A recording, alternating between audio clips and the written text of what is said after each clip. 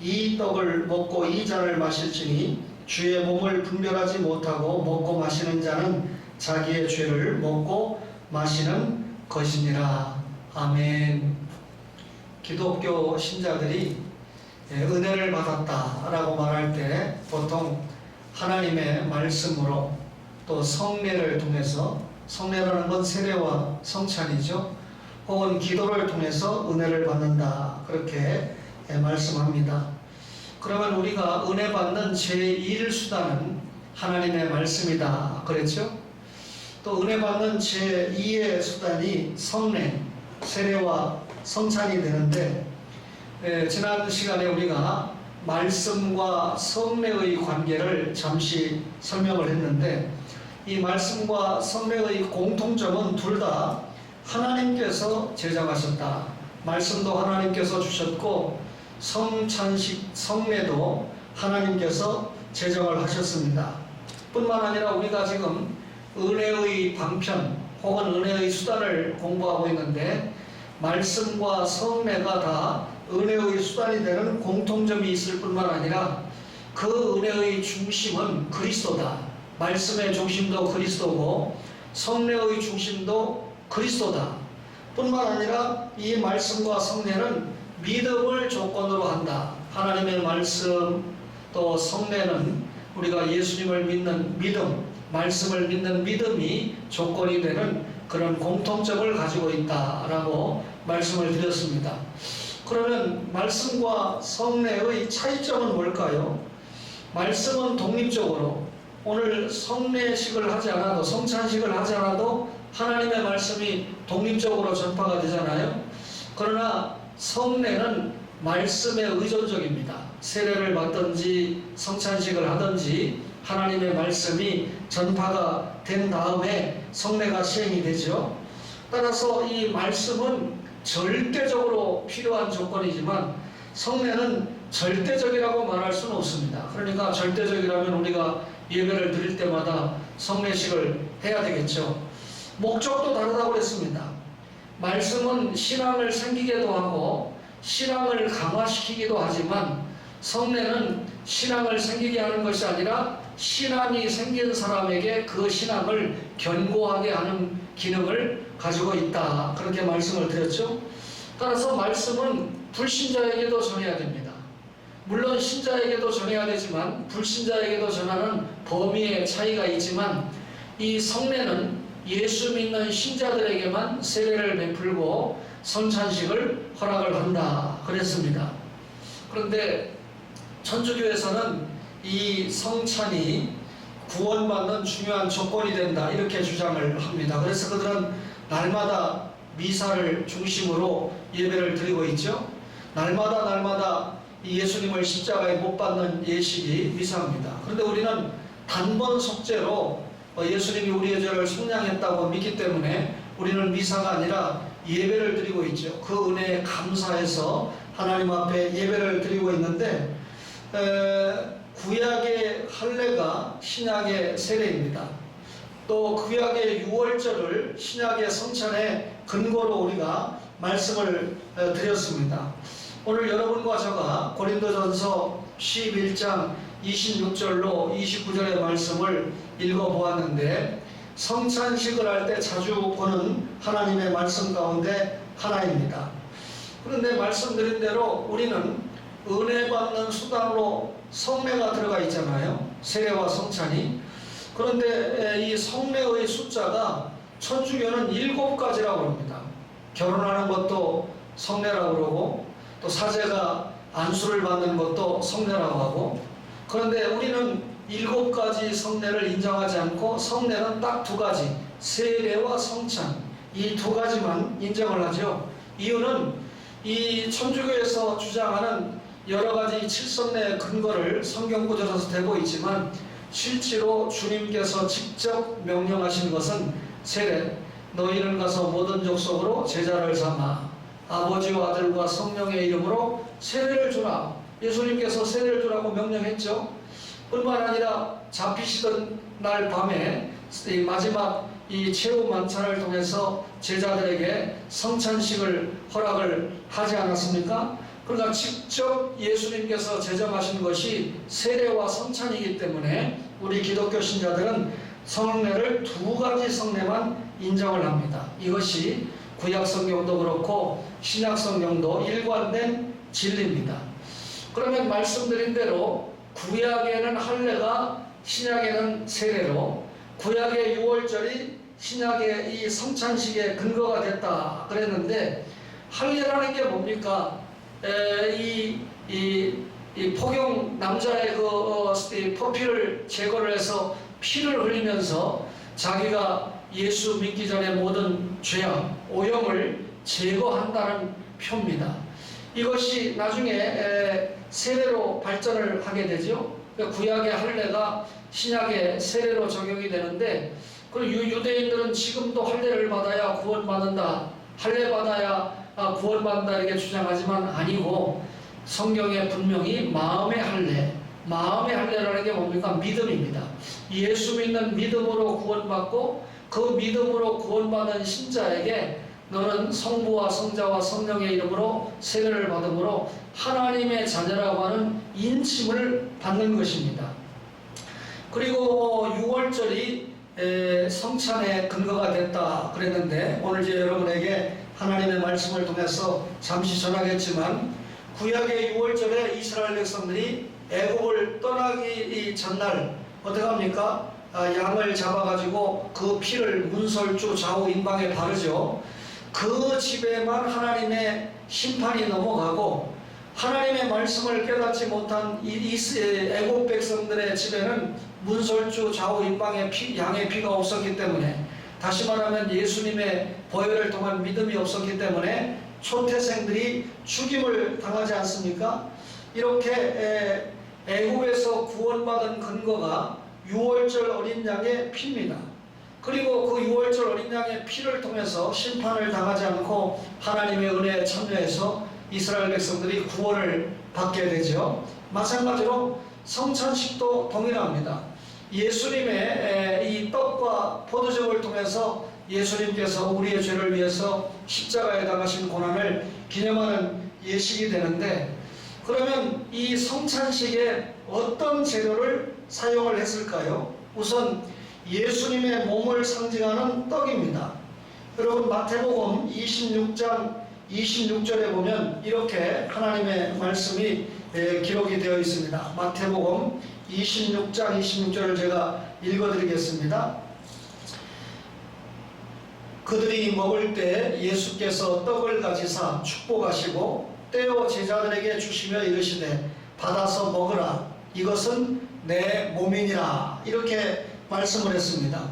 그러면 지금 떡을 가지고 예수님이 이것이 내 몸이다 그랬으니까 예수님의 몸을 상징하는 떡이죠. 이스라엘 백성들이 애굽을 떠나기 전날 밤에 누룩을 넣지 않은 떡을 먹었습니다. 떡에다가 누룩을 넣으면 누룩이 부풀게 하는 힘이 있으니까 떡이 부풀게 되지만, 이스라엘 백성들이 급히 애굽을 떠나야 했기 때문에 누룩을 넣어서 부풀게 할 여유가 없었습니다. 그럴 겨를이 없었죠. 그래서 누룩을 넣지 않은 떡을 먹었고, 이 떡을 먹을 때 쓴나물과 함께 먹었습니다. 쓴나물을 먹었다라고 하는 의미가 뭘까요? 이스라엘 백성들이 애굽에서 430년 동안 종살이할 때 당했던 엄청난 고난을 기억하도록 한 것입니다. 그런데 이 유월절 의식을 기억을 하시면서 예수님께서 자신의 몸을 유월절에 누룩을 넣지 않은 무교병에 비유를 해서 성찬식을 하신 겁니다. 오늘 마태복음 26장 26절에 떡을 가지사, 이 말은 주님이 떡을 직접 손에 가지고 계신 거죠. 그리고 축복하시고, 이 말은 그 떡을 가지고 하나님 앞에 감사 기도하면서 축복했다는 것입니다. 그리고 떡을 떼어서 제자들에게 주었습니다. 이것은 예수님께서 몸소 십자가 지시기까지, 또 십자가를 지시면서 당하실 엄청난 고난을 예표한 거죠. 뿐만 아니라 누구에게 줬습니까? 지금 떡을 떼서 아무에게나 주었습니까? 오늘 성찬식에 참여하는 사람들이 아무나가 아니고 주의 몸을 분별하는 자라고 했죠. 세례를 받은 자가 성찬식에 참여하도록 되어 있는데, 성찬식을 예수님께서 하실 때 제자들에게 떡을 떼어주셨습니다. 이 말은 아무나 성찬식에 참여한 것이 아니고 주님께서 선택한 사람들에게 성찬식을 베풀었다. 그러면서 이것을 받아 먹으라 그랬습니다. 이 신약 성경을 읽어볼 때 우리의 믿음을 표현할 때 먹고 마시는 것을 믿음으로 표현할 때가 있는데, 성찬식을 할 때 떡을 먹고 잔을 마시는 것, 그 먹고 마시는 식음작용을 믿음으로 표현을 했습니다. 받아 먹으라, 생명의 떡을 이야기했죠.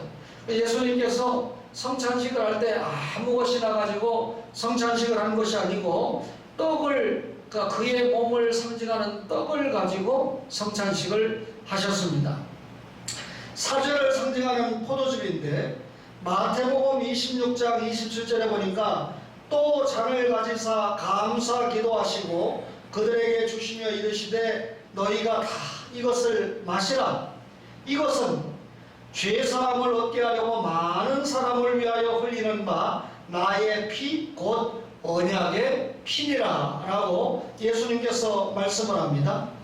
포도주를 가지고 예수님께서 지금 자신의 보혈의 친가를 설명하고 계신 거죠. 무슨 피라고 그랬습니까? 포도즙을 가지고 설명하시기를 사죄의 피다. 사죄의 피라고 하는 게 뭡니까? 죄사함을 얻게 하려고 이렇게 설명했잖아요. 뿐만 아니라 선택받은 모든 사람들을 위한 피다 그랬죠. 먹는 사람을 위하여. 지금 누가 먹고 있습니까? 제자들이 먹고 있잖아요. 신자들이 먹잖아요. 그러니까 선택받은 사람들을 위하여 흘린 피다. 그리고 흘리는 바 나의 피다 그랬습니다. 예수님께서 그 믿는 신자들을 위해서, 택자들을 위해서 흘리는 피다. 그 피가 나의 피인데, 포도주 잔을 들고 지금 나의 피라고 예수님께서 설명하는 것은 그 포도주가 예수님의 사죄를 상징하는 보혈을 상징한다 그 말이죠. 그러면서 예수님께서 직접 말씀하시기를 언약의 피다. 나의 피, 곧 언약의 피다. 그러니까 떡과 포도주를 통해서 십자가에서 살을 찢고 피 흘리는 예수님의 몸과 피를 지금 상징하면서 성찬식을 시행하고 계신 거죠. 그런데 뭐라 그럽니까? 너희가 다 이것을 마시라. 아까 떡은 먹어라. 그리고 이 잔을 마셔라. 누가? 너희가, 제자들이. 그 말은 택자에게만 부여가 되는 생명을 예표합니다.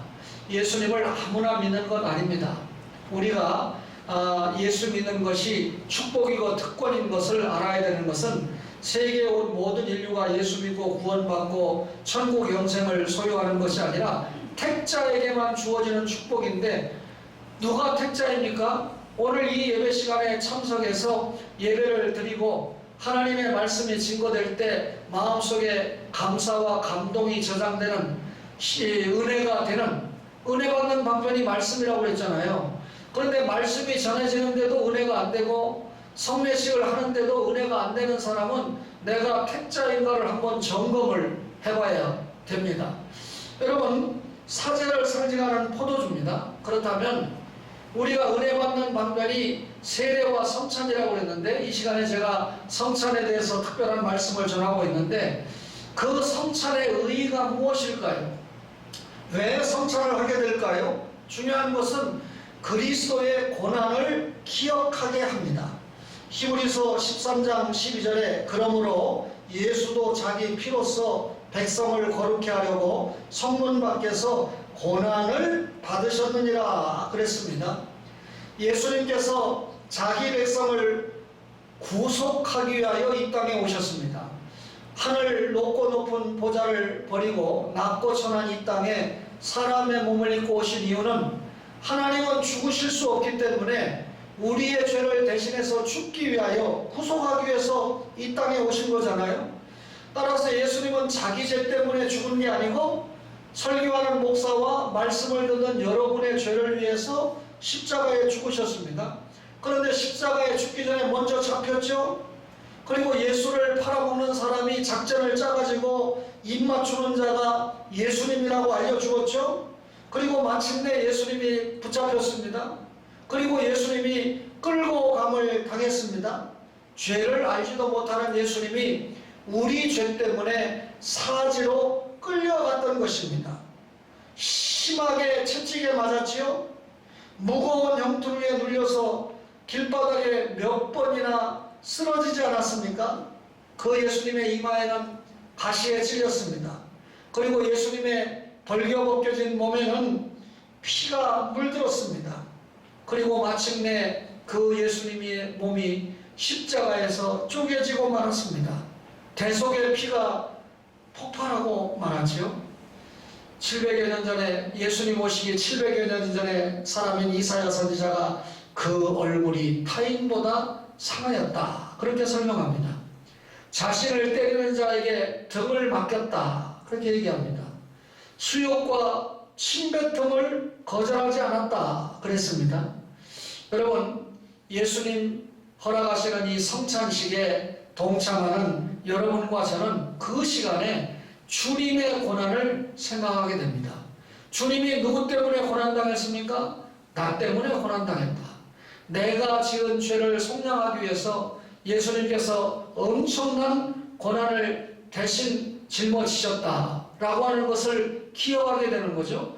그러니까 성찬 예식을 할 때마다 예수님께서 나를 구원하기 위해서 이 땅에 오시고, 나를 구원하기 위해서 내 죄를 대신 짊어지시고 죽음의 고통까지 감당하신 것을 생각할 때 우리 속에 남는 것은 은혜밖에 없습니다. 감사밖에 없는 것입니다. 여러분, 사실 예수 믿는 것 자체가 엄청난 고난의 때가 있었습니다. 역사를 볼 때. 그리고 그 역사 중에 많은 순교자를 배출했습니다.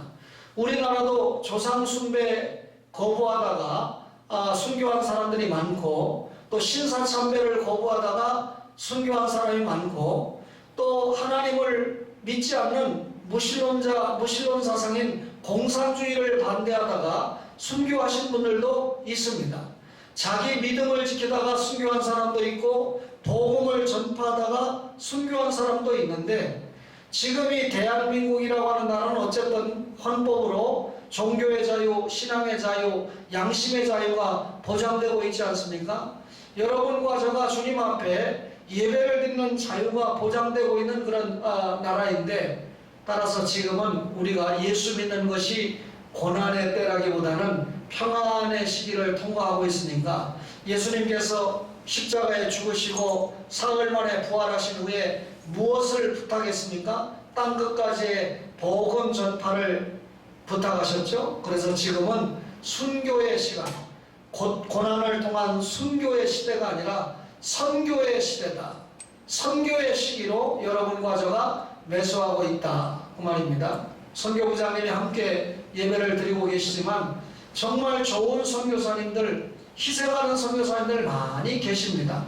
반면에 그렇지 못한 분들도 적지 않은 것이 현실이지요. 따라서 초원은 선교를 위해서 기도도 많이 해야 되고, 또 그에 상응하는 지혜력도 많이 가져야 됩니다. 그리스도의 고난을 성찬식이 기억하게 한다. 우리가 성찬식을 통해서 죄를 깨닫게 한다는 것입니다. 이사야 53장 5절에 그가 찔림은 우리의 허물을 인하며 그가 상함은 우리의 죄악을 인함이라 그랬습니다. 계속해서 이사야 53장 6절에 여호와께서 우리 무리의 죄악을 그에게 담당시키셨다. 우리 죄를 예수님께 담당을 시키셨다. 고린도후서 5장 21절에는 하나님이 죄를 알지도 못하신 자로 우리를 대신하여 죄를 삼으셨다 그랬고요. 고린도전서 15장 3절에는 그리스도께서 우리의 죄를 위하여 죽으셨다 그랬습니다. 기독교 신자들이 예수님께서 십자가에 죽으셨다라고 하는 것을 알고 고백합니다. 그런데 예수님께서 십자가에 왜 죽으셨느냐라고 할 때 누구의 죄 때문에 죽으셨다고요? 정확하게 말하면 나의 죄 때문에 십자가에 죽은 겁니다. 너의 죄 때문에 십자가에 죽은 겁니다.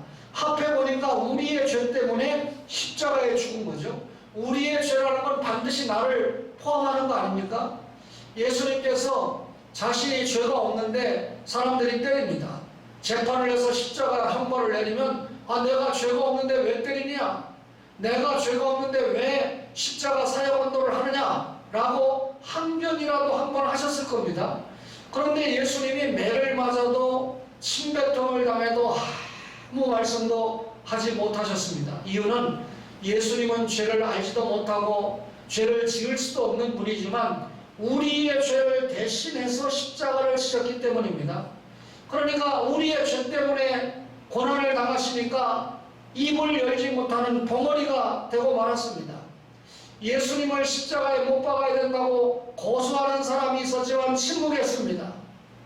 빌라도 총독이 예수님을 신문했지만 우리의 죄 때문에 예수님은 역시 입을 다물고 말았습니다. 헤로도 왕이 신문을 했는데도 예수님이 한마디도 응수하지 못하셨습니다. 자신이 죄가 있어서가 아니라 우리의 죄 때문이죠. 다시 빌라도 신문을 받을 때 예수님은 여전히 아무 말씀도 하지 않았습니다. 여러분과 저가 지은 죄를 대신해서 속죄 제물이 되는 순간이기 때문에 도수장으로 끌려가도 곤욕을 당해도 털이 깎여도 한마디 말씀을 못했던 거죠. 매를 맞고 가시 면류관을 쓰게 되고 죽는 순간까지도 예수님이 한 말씀도 못했습니다. 왜 그랬습니까? 우리의 죄가 예수님의 입을 막았다 그 말이죠. 예수님이 하실 말씀이 있지만 우리의 죄값을 대신하는 죽음을 짊어지시기 때문에 우리 때문에 나 때문에 한마디도 응수하지 못했다 그 말입니다. 그렇다면 예수님께서 십자가를 왜 지셨는가? 나의 죄 때문에 십자가를 지셨다라고 하는 것을 기억해야 됩니다. 여러분, 성찬식을 할 때만 기억하는 것이 아니라 예수를 믿는 여러분과 저가 예수님이 나의 죄를 대신 짊어주셨기 때문에 내가 예수 믿고 구원받았다, 하나님의 자녀가 됐다. 그러면 하나님의 자녀가 된 여러분과 저가 예수님을 믿는 신자답게 생활해야 되는데 여전히 모순된 생활을 하고 있는 나를 발견을 해야 됩니다. 주님께서 내 죄를 사해 주셨음에도 불구하고 여전히 우리가 여러분 날마다 뭘 먹고 마시고 있습니까? 떡과 잔을 통해서 사죄 감사의 잔을 마시고 감사의 생활을 해야 되는데 날마다 우리가 죄를 먹고 죄를 마시는 생활을 보이고 있다는 것이 문제죠. 입으로는 분명히 예수님을 믿고 있다고 고백하고 있습니다. 그런데 예수 믿는 신자의 모습에서 그 행위로 볼 때는 전혀 예수님을 믿는 것 같지 않은 그런 생활을 보이고 있다라고 하면 철저하게 이런 잘못된 생활을 청산해야 된다 그 말이죠. 비신앙적인 신앙생활에서 탈피해야 됩니다. 안진뱅이 신앙에서 일어나야 됩니다. 예수 믿는 신자가 예수 믿고 죄 용서받고 구원받았으니까 이제는 영적으로 자유함을 얻어서 하나님께서 그토록 기뻐하시는 적극적인 신앙생활, 생산적인 신앙생활, 그렇죠? 또 창조적인 신앙생활 해야 됩니다. 하나님께서 이번 이 코로나 바이러스 전염병을 통하여 이단의 실체를 적극적으로 드러내고 계시잖아요. 그렇죠? 하나님께서 우리가 감당하지 못했던 일을 우리가 알지 못하는 방법으로 지금 신천지 이단을 확실하게 공개를 하고 있어서 일면 감사한 면이 있습니다. 어제 여러분의 목사가 오후에 운동을 전혀 안 할 수 없기 때문에 자전거를 한 바퀴 송도에 가서 탔습니다. 그런데 여전히 여호와의 증인이 이 파수대 사진을 듣고 전도를 하고 다니는 것을 제가 보았습니다. 그러니까 이 와중에도 이단은 여전히 전도를 하고 있다. 그런데 우리는 이 코로나 바이러스 전염병 때문에 자가격리 수준이고 전도는 조금 더 쉬었다 하자 하는 분위기니까 제가 여러 가지를 생각해 보게 되었습니다. 여러분, 고난의 시기가 아니라 평화의 시기가 도래했기 때문에 선교해야 되고 성찬식을 할 때마다 우리의 죄를 깨달아야 된다. 죄를 깨닫는다는 말은 무슨 말입니까? 그 죄된 생활에서 과감하게 일어서고 탈피해야 된다. 그 말이죠. 이 성찬을 통해서 우리가 사명을 감당하게 되는데요. 요한복음 6장 39절에 나를 보내신 이의 뜻을 행하려 함이니라. 나를 보내신 이의 뜻은 내게 주신 자 중에 내가 하나도 잃어버리지 아니하고 마지막 날에 다시 살리는 이것이니라 그랬습니다. 이 세상에 오신 뜻은 아버지의 뜻을 위함이라 그랬습니다. 하나님 아버지의 뜻은 생명을 살리는 일입니다. 이 생명 살리는 일에 아무도 방해자가 될 수 없습니다. 하나님의 택자를 아무도 잃어버릴 수는 없다는 것이죠. 이 생명 살리는 일에 여러분과 저가 부름을 받았다는 것입니다. 이게 사명이죠. 우리가 살아있다는 것은 사명이 있다는 거예요.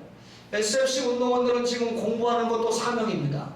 전국적으로는 나중에 자신이 공부를 끝내고 그 공부한 것을 기반으로 사회생활을 하고 이 나라 민족을 위해서 사용받고 그것을 통해서 결국 하나님 나라 확장, 믿지 않는 사람이 예수 믿게 하는데 믿는 사람을 더욱더 잘 믿게 하는데 여러분이 사용받게 하기 위해서 지금 사명적인 걸음을 걷고 있는 것이죠.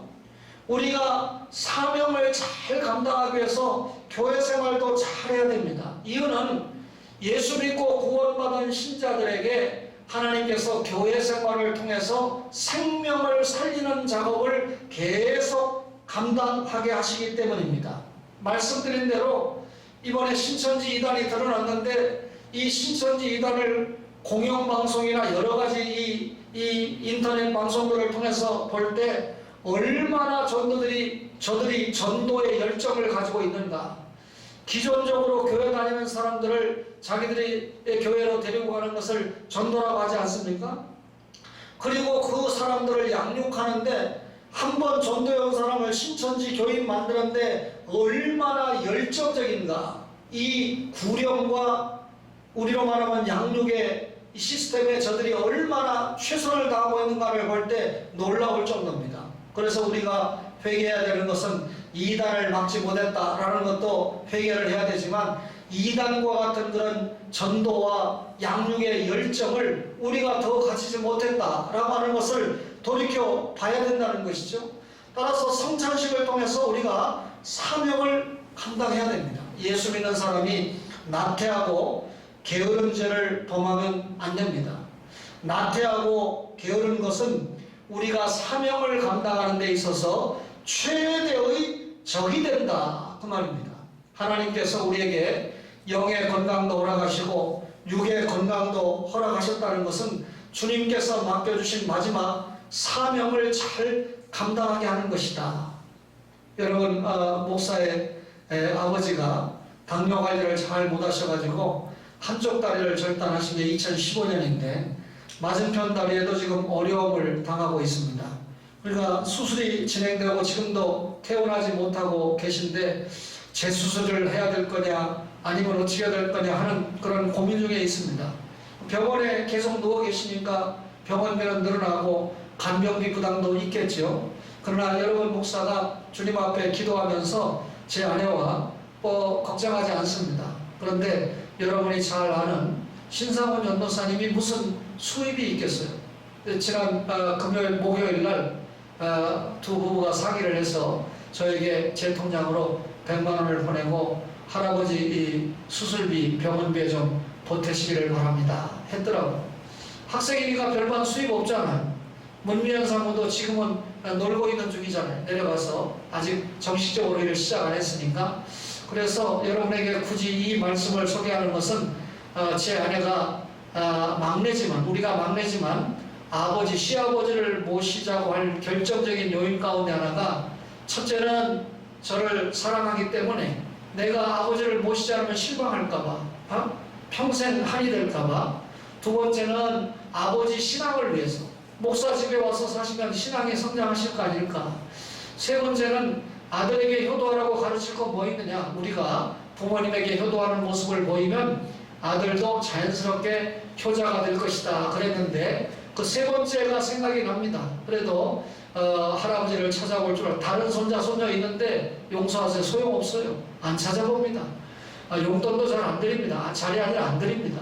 그런데 심전도사 내외는 꾸준히 할아버지를 찾아가서 용돈도 드리고 찾아뵙고 함께 모셨을 때도 아주 정성스럽게 잘했고 그러니까 우리 할아버지가 가면 다른 사람 한 분은 묻지 않는데 미연이 잘 있느냐, 미연이 보고 싶다 이런 소리를 종종 할 만큼 그렇게 며느리도 효도를 했습니다. 오늘 소연이를 위시해서 SFC 운동원들도 부모님들에게 더욱더 효도하는 신앙생활을 해야 됩니다. 그 효도가 뭡니까? 하나님 잘 섬기는 예배생활, 그리고 부모님을 공경하는 그런 효예생활을 기본적으로 해야 돼요. 효도하는 친구는 학교생활 잘합니다. 효도하는 친구는 교회생활도 잘합니다. 효성이 있는 친구들은 자기 자신과의 관계도 잘 정립을 합니다. 사랑하는 친구 여러분, 또 우리 사랑하는 성도 여러분, 이 성찬은, 성례는 하나님께서 우리에게 주시는 은혜의 수단입니다. 앞으로 교회가 자주 성찬식을 감당할 때마다 주님의 고난을 기억하고, 그리고 주님이 내 죄 때문에 죽으셨다는 것을 기억하고, 그리고 그것을 기억하면 주님이 나에게를 통해서 원하시는 일이 무엇인가, 그 뜻을 사명감당으로 잘 감당하는 여러분과 저가 되기를 주님의 이름으로 간절히 바랍니다. 주신 말씀 생각하시면서